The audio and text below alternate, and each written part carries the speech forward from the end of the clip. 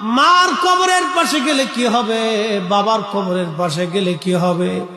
যে যুবকরা, যে বন্ধুরা, বৃদ্ধ বাবাজিরা, আমরা আজকে কবর জিয়ারত গুলি ভুলে গেছি, মা বাবার কবরের পাশে যাই না। আপনি জানেন বাবা মার কবরের পাশে গেলে কি হয়?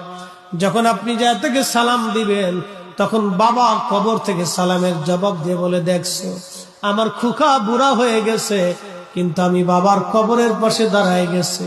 মা ডাকবে, দেখছো আমার ছেলেটার দাড়ি পেকে গেছে, তারপর আমার ছেলে আমার কবরের পাশে দাঁড়ায় গেছে। ওই সন্তানের জন্য বাবা মা তখন খুশি হতে থাকে।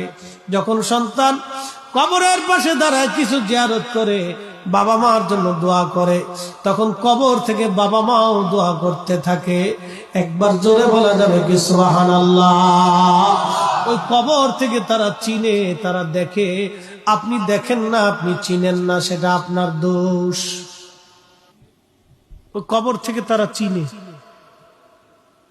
আপনি যে কবরের পাশে যে দাঁড়িয়েছেন, সালাম দিছেন, ওই কবরওয়ালা আপনি চিনে, আপনাকে দেখে, আপনি দেখেন না।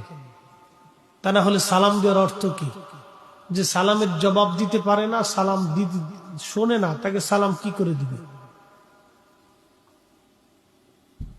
প্রত্যেক কবরওয়ালারা আপনাকে